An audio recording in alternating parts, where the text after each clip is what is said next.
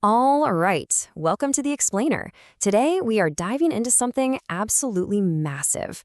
We're objectively dissecting a literal turning point in government transparency, the ultra-detailed May 2026 Department of War data drops regarding unidentified anomalous phenomena, or UAPs.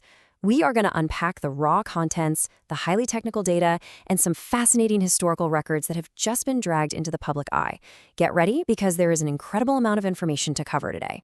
So, how did all this actually get out? Well, it's all thanks to a system called Pursue. Initiated by a presidential directive in early 2026, the Presidential Unsealing and Reporting System for UAP Encounters is this sprawling, multi-agency operation. It coordinates the Department of War, the ODNI, NASA, the FBI, and the Department of Energy. Their goal?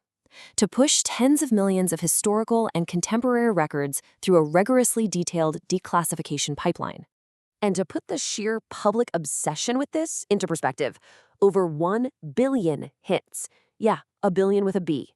That's the amount of traffic the WAR.GOV/UFO portal generated since the very first files went live in early May.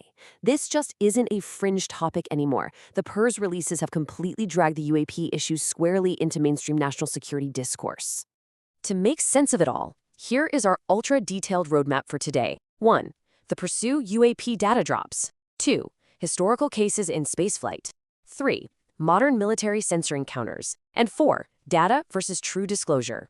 Section 1. The Pursue UAP data drops. Okay, let's look at the hard administrative facts for what the government is internally calling Release 02. We're looking at a total of 222 files. Now, while the paper trail amounts to a dense 70.1 megabytes of documents, what's really wild is the 5.6 gigabytes of video media. That is a massive cache of visual data pulled directly from military sensor networks. It's a huge step up from the text-heavy disclosures we've seen in the past. Breaking that down a bit further, out of those 222 files, we've got 51 high-definition videos, 7 audio files, which actually includes some astronaut debriefings, and 13 primary documents, supported by over 100 images and miscellaneous files. Now, you will notice redactions in there. The Department of War obviously keeps strict redactions to protect witness identities and sensitive facility locations, but officials have explicitly stated that no characteristics or behaviors of the UAPs themselves have been redacted. The descriptive data is completely intact. Section 2. Historical cases and spaceflight.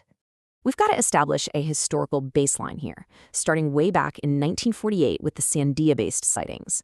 Then we jump to the Apollo 12 mission in 1969, where astronauts reported streaks of lights in the dark, and finally to 1972, where the Apollo 17 crew actually observed visual flashes on the lunar surface.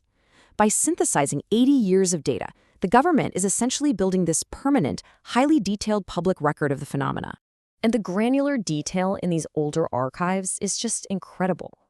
Take the Sandia base file. It's 116 pages long, documenting a staggering 209 sightings of green orbs, disks, and fireballs near a highly sensitive nuclear facility in New Mexico between 1948 and 1950.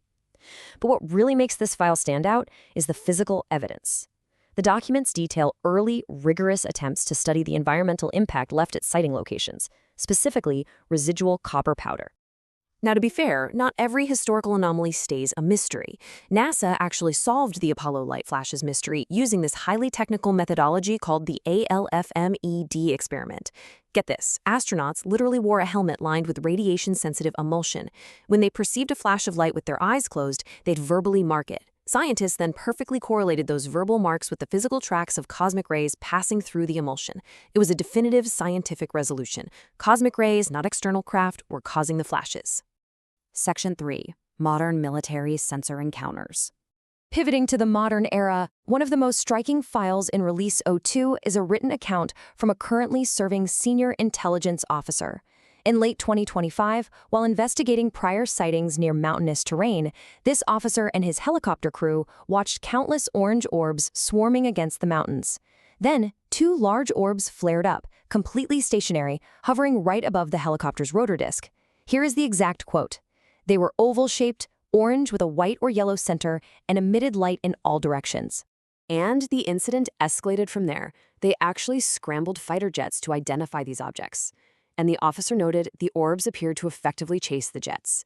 I remarked to the pilots that it seemed the same orbs we had encountered were now chasing the fighters. We were virtually speechless. Think about the professional impact of that. These are highly trained military personnel, engaged in an hour-long multi-platform tracked event, completely stunned by the fluid maneuvering of the objects. Zooming out from that one case, the archive highlights specific signature behaviors that military analysts at ARO are heavily prioritizing right now. You've got the February 2023 Lake Huron shootdown, involving a low radar cross-section object that really exposed some aerospace defense sensitivities.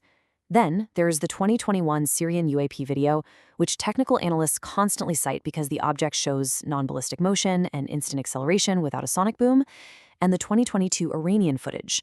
That shows 4 objects flying in formation over water. These are the exact high-end kinematic behaviors defying our current propulsion models. Section 4. Data versus true disclosure. So what does this all mean?